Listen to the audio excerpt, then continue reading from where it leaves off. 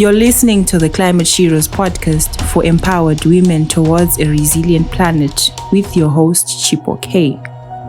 Hi there, and welcome to the first episode of Climate Sheros podcast, where we get to talk about, climate change and how that interlinks with women's issues. And in this podcast, we are going to look at the intersectionality of gender and climate change. We will look about climate finance.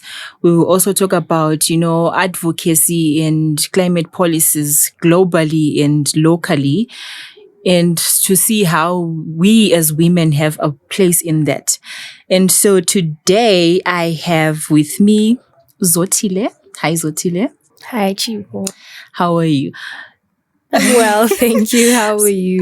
Good. So thank you for, coming through to do this with me. And, I don't want to take anything away from you. Please introduce yourself.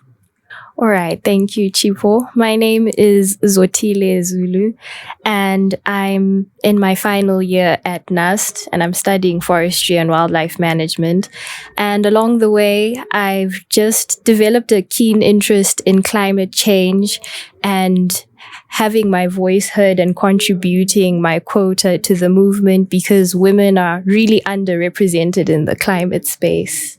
Oh, that's amazing. And also, since you are doing forestry and things like that, with the way climate change is erratically evolving and growing and developing, there may not be forests to talk about. Yes, that's quite true.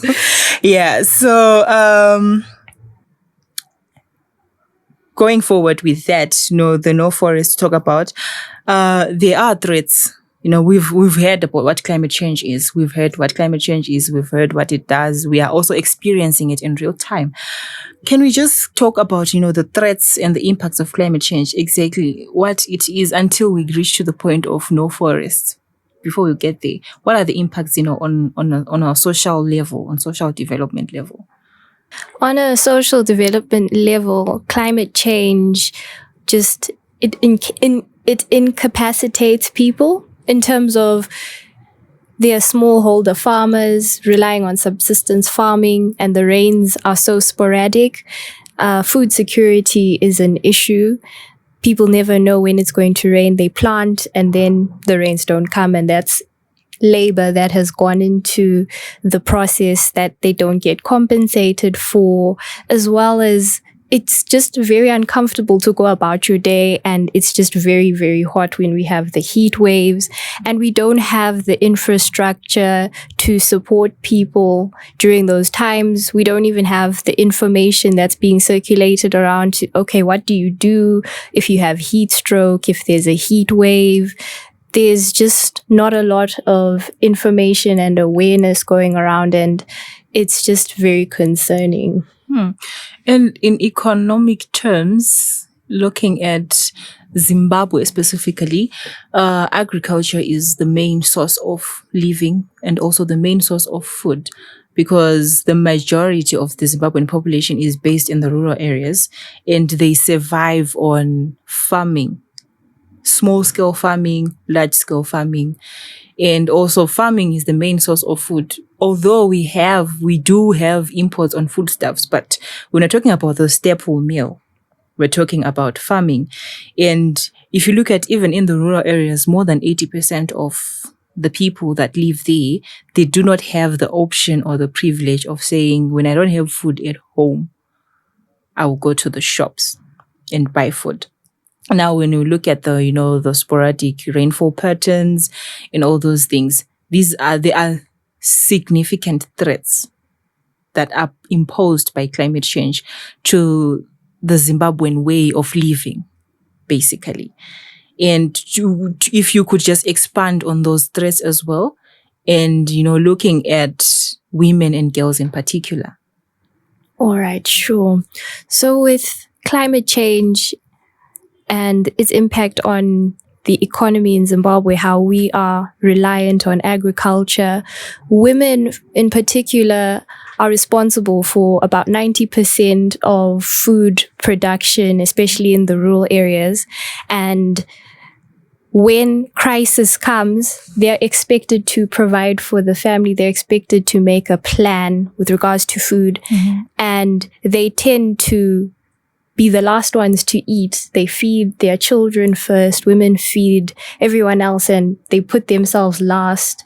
And they end up not being well catered for, because their role in the family as the primary caregiver dictates that they have to prioritize everyone else. And with women, with climate change and food insecurity, we're responsible for duties like fetching water. And in the rural areas, there's some stats that were produced by the UN saying about 32 million hours are spent gathering water annually in Africa and the global south in general. And about 6 hours a day, people will be spending this time fetching water and all that. And that leaves very little time to pursue other things like education, developing oneself, capacity building. So women really are disproportionately affected by the climate change. Yeah, speaking of the 30 million hours that are spent looking for water, what it actually looks like is the time spent when someone has to go to the water source, the main water source that is available, could be the borehole or the river, and the time they have to spend queuing there. We mention queuing because in Bulawayo in particular, we have a water crisis going on, and people would spend 2 to 3 hours in the queue at the borehole waiting to fill your containers in there. And like you said, this is the time someone would spend, pursuing other development areas of their life, like education, especially education. Because, when it comes to household chores, girls are primarily the designated personnel to take care of those duties. So it means that when you wake up in the morning, you tell yourself you have 2 hours before going to school of making sure there is water for you to use and water for you to use when you come back from school. And there is also another 2 hours or so of securing more water when you come back from school. So when there is less time for you to pursue educational activities and other, child development activities as well, like playing with your peers. And another thing is that I've noticed, and I would like you to expand on that, the fact that the effects of climate change, how they affect development, is that they now keep people in a cycle of poverty. Like, you lack the resources the resources or the money to have to secure water in your house and to secure food in your house. So which means the whole household, the parents and the children, are now out there all trying to make ends meet, either through farming, gardening, securing water, firewood, and all those things. And that means now the children's education is affected. A young adult in the household is also affected, because instead of pursuing, personal development initiatives that they can engage in, or even to go out there and look for employment, is affected now, which means there is no formal education in the house. There is no formal income coming in to the house. And we are back again where we started from. And we've even had issues of, a young adult cannot leave their rural home because, one, the elderly, they live with the elderly, they have to take care of the elderly, and they also have young children. So which means if they leave their home, it means there is no one to take care of the farming issues and the gardening issues, and which means for the next whole year, the family is out of food. So I would like you to have a comment on that, like, especially when we look at, now when we're looking at the women with disabilities? How does that even look like? For women with disabilities, it's quite a concerning case, because if you take, for example, if you're trying to evacuate people from a disaster-prone region, there might not be facilities to cater for them. And also when information on climate crises or weather is being distributed, how often do people consider the fact that there could be blind people, there could be deaf people that we're trying to get this information to? In other countries where they experience floods, I was reading about how the warnings, the evacuation warnings, the people who give these warnings are not cognizant of the fact that not everybody would be able to receive them. There needs to be provision for them. And when we look at disaster-prone areas, those people are very vulnerable because they're underrepresented when policies are being made, when infrastructure is being developed. No one is looking at their specific needs, and it's important that we do so. Even when we look at disasters like that are brought by natural disasters that are brought by climate change, for example, the cyclone Idai that we experienced a few years back, women and girls are mostly affected because of, one, they are the primary keepers of the home. Whenever disaster strikes, they are likely to be found at home more than the men because, one, emigration. Men tend to migrate to other areas, searching for greener pastures and other efforts of taking care of their families, while women are left at home to look after the home and the children. So when disaster happens, they are found at home. And like the distribution of disaster informations and all those things, sometimes we do not, as Zimbabwe, we have limited infrastructure to make sure everyone is informed of the incoming disaster and the preparedness of it. They always stand at a higher risk.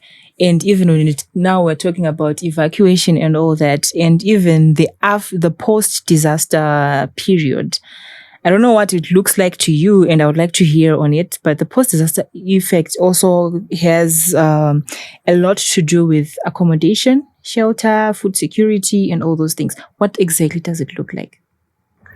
When I look at that situation, it seems like Zimbabwe is not adequately prepared for these things, because when you look at disaster management, you need to identify what the hazards and the risks are and put systems in place to mitigate them and help people recover afterwards. But when I look at the cyclones we've had in the past decade, it seems as though these events happened and we relied on aid to tide us over that period. So I think it's really important that we build those infrastructures, we raise the awareness, and people know what to do when disaster strikes, and always just know that, okay, in this region, we could expect a hurricane this season, we could expect a cyclone. What is it that can be done?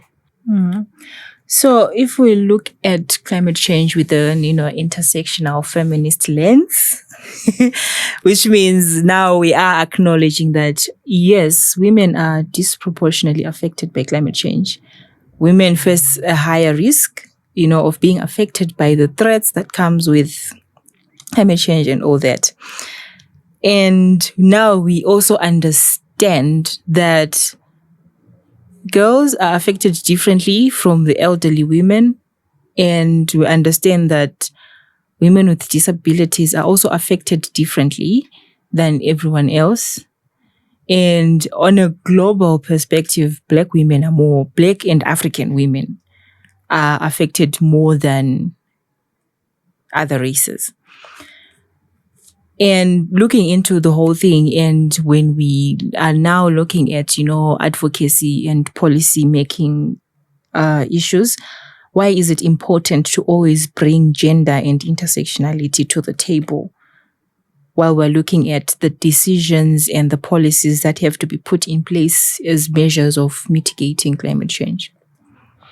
I think it's important to incorporate all these aspects and think about them, like the intersectionality of climate change, because if we don't, we run the risk of coming up with a solution that is not suitable or feasible for women and other people involved. I call to mind the example, there was a country in South America. They were trying to reduce their carbon footprint, and they introduced more bike lanes to say, okay, less vehicles on the road, more bike lanes. They didn't consult the women and the different groups that are there in society. And they realized uptake from women was low because they were concerned about their safety. Women still went on the bus, on the train, because they felt like the bike lanes were not safe for them. And then there was another case almost similar where they put more bike lanes, and then now the buses were not wheelchair accessible. So it's important to get everybody's input and consider what the situation could look like for someone who is different. Maybe a woman of color. What would it look like for a woman of color? What would it look like for someone who has a disability? What would it look like for someone who's elderly? That's the only way we can provide equitable solutions. Yeah, because what I'm getting from what you are saying is that if we just do things in a straightforward kind of way, we would think that we are solving something. At the same time, we are now creating more problems than that one solution that you're trying to solve. Because if you say you are creating bike lanes, where are the people getting the bicycles? Did we think about that? Where are the people getting the bicycles? Do the people actually know how to ride the bicycles before we even talk about the concerns that the women brought up about their safety on bike lanes? What happens when it's raining? Things like that. Or even when there are winds. We experience extreme winds the past few days. What happens when the weather is like that and you have to go from point A to point B with the bicycle? So we need to look at things the different way. They brought about buses, more buses. We even had that same issue, during the lockdown, and when the public transport was mainly buses, and they were not wheelchair accessible.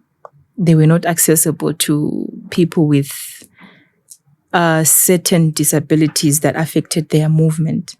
So there is a need for, intersectionality and looking at all those things. And I don't know if you have any other additional information or things to give us in closing. Well, I think something that's really on my heart is how migration from the rural areas to urban areas, it's mainly the men who migrate, and then women are in the homes and they have to make ends meet for the family. And that's just something that's really been on my mind. I'm thinking about it and how to go about empowering those women and giving them. Another thing that I also would like to highlight is women are victims in the climate change crisis, but we also have so much potential in uplifting our communities if we're empowered and given the space. There was a study that was done that said women are more likely to share information and share resources during a crisis. So there's a demographic, there are people who think that women empowerment is not essential, that it's only benefiting one half of the population. But if women are empowered, the whole community is empowered, because think of one educated, empowered woman and her family.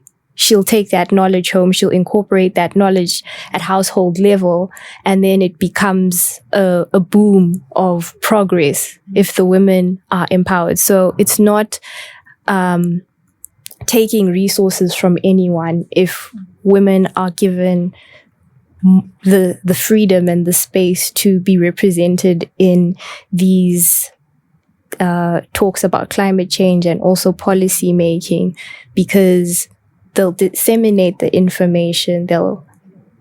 Since they're already at the forefront of food production in the rural areas, imagine what problems could be solved if they were just given the space and the time.